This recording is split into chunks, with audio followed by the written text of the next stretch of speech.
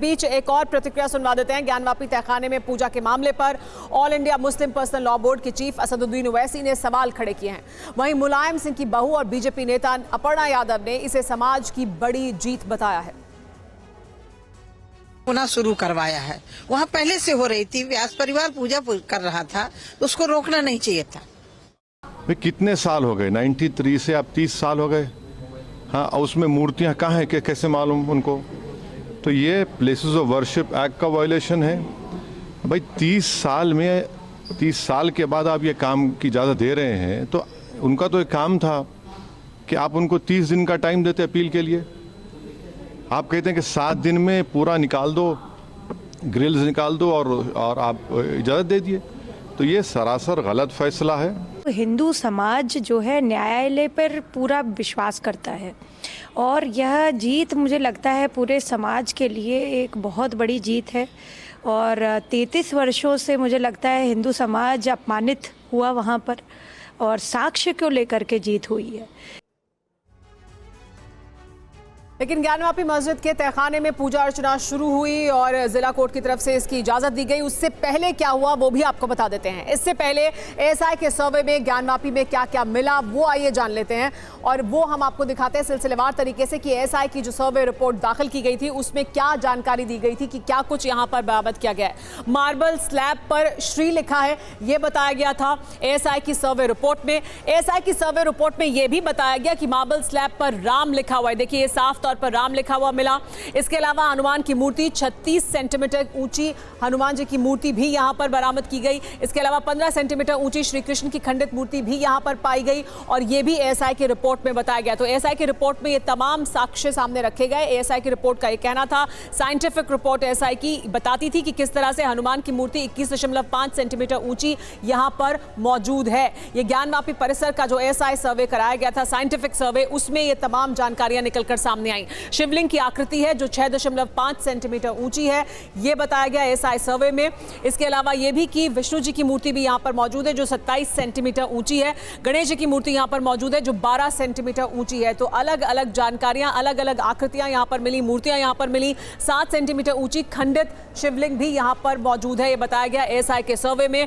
द्वारपाल की मूर्ति भी 28 सेंटीमीटर ऊंची मौजूद है, एएसआई के सर्वे ने यह भी जानकारी सामने रखी। इसके अलावा गणेश जी की मूर्ति 8.5 सेंटीमीटर ऊंची, एएसआई के सर्वे का कहना था कि वो भी यहां ज्ञानवापी परिसर में मौजूद है। तो ये तमाम जानकारियां एएसआई की सर्वे रिपोर्ट में निकलकर सामने आई थी। लेकिन इस बीच एक और जानकारी आपको दे दें। इस वक्त की बड़ी खबर यह कि दूसरे दिन की पूजा पर बोले याचिकाकर्ता सोहन लाल। आज मंगल आरती में भारी भीड़ उमड़ी।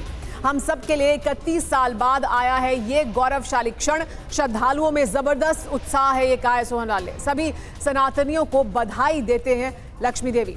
मंदिर आकर दर्शन करें श्रद्धालु, ये भी कहा लक्ष्मी देवी ने। लक्ष्मी देवी का कहना है कि बड़ी संख्या में लोग आएं और दर्शन करें क्योंकि ये क्षण 31 साल बाद आया है।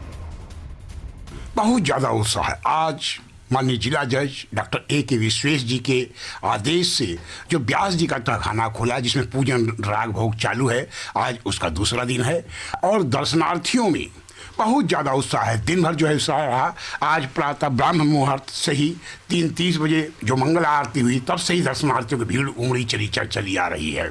और ख़ास तौर से यह गौरवशाली क्षण, यह खुशी के पल जो 31 साल के बाद आया हुआ है, हम लोग हर्षित हैं, सभी समाज हर्षित है, सभी हिंदू जन हर्षित हैं। अभी तक जो है विश्वनाथ मंदिर के जो अर्चक थे वही पूजा पाठ कर रहे थे, लेकिन आज पूर्ण संभावना है कि विश्वनाथ मंदिर ट्रस्ट के अनुसार एक नए पुजारी जो है आज मिल जाएंगे हम हिंदू समाज को। जो है ये हम लोग बहुत दिनों से संघर्ष कर रहे थे। कम से कम 31 साल के बाद हम लोग को एक खुशी मिली है कि हम लोग को मतलब व्यास जी के तहखाने में दर्शन का मतलब अधिकार मिला है। हम लोग को तो बहुत खुशी है, पूरे सनातनियों को खुशी है, सबको बधाई देते हैं कि आके अपने दर्शन करिए आप लोग।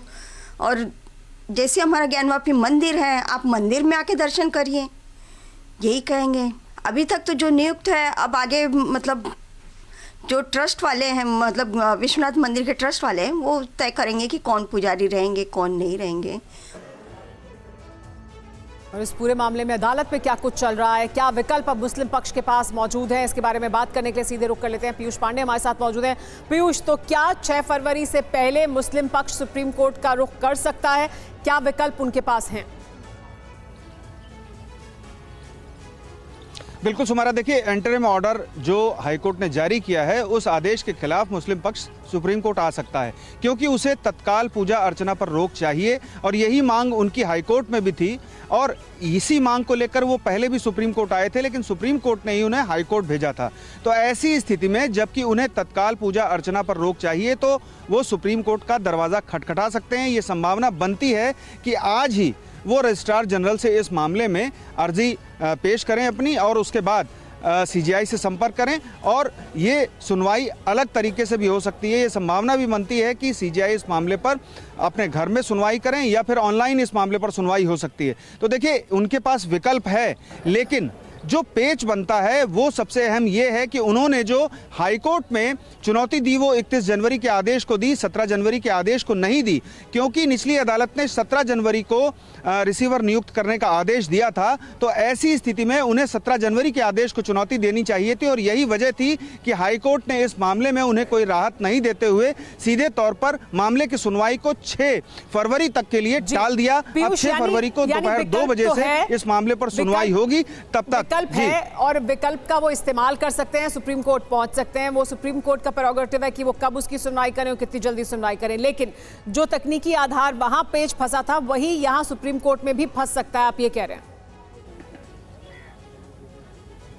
बिल्कुल बिल्कुल सुमेरा, देखिए अहम बात यह है कि सुप्रीम कोर्ट भी पूछेगा कि जब आप हाई कोर्ट गए तो आपने वहां पर 31 जनवरी के ऑर्डर को क्यों चुनौती दी, जबकि निचली अदालत ने 17 जनवरी को रिसीवर नियुक्त करने का आदेश दिया था। और ऐसी स्थिति में जहां से केस की शुरुआत हुई थी आपने उस पहलू को क्यों नहीं उठाया, सीधे 31 जनवरी के आदेश को क्यों चुनौती दी। और इसी आधार पर सुप्रीम कोर्ट भी ये कह सकता है कि आप 6 फरवरी तक इंतजार करें हाई कोर्ट में अगली जो सुनवाई होने वाली है तब तक का।